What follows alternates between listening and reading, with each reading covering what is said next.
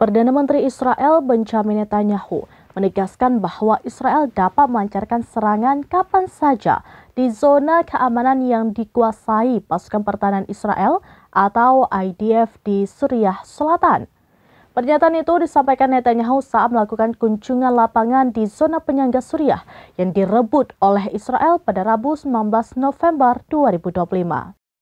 Hal ini menjadi sinyal kuat bahwa Tel Aviv tidak akan mundur dari wilayah strategis itu, meskipun mendapat tekanan dari Iran, Hizbullah, dan kelompok milisi lain yang beroperasi di selatan Suriah, wilayah yang dianggap Israel sebagai pintu masuk ancaman ke dataran tinggi Golan.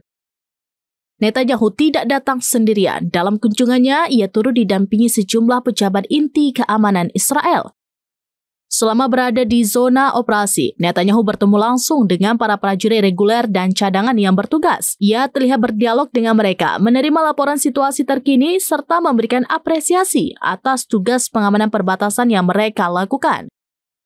Menurut pernyataan resmi kantor Perdana Menteri, Netanyahu ingin memastikan bahwa kemampuan bertahan dan kemampuan ofensif Israel di perbatasan utara tetap dalam kondisi optimal.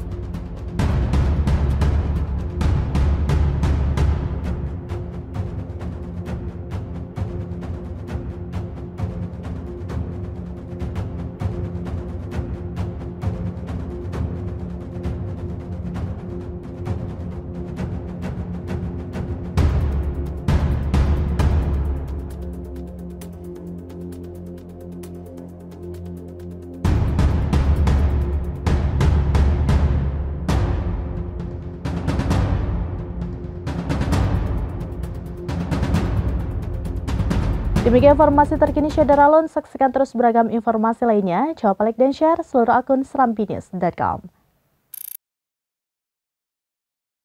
Download Tribun X sekarang, menghadirkan lokal menjadi Indonesia.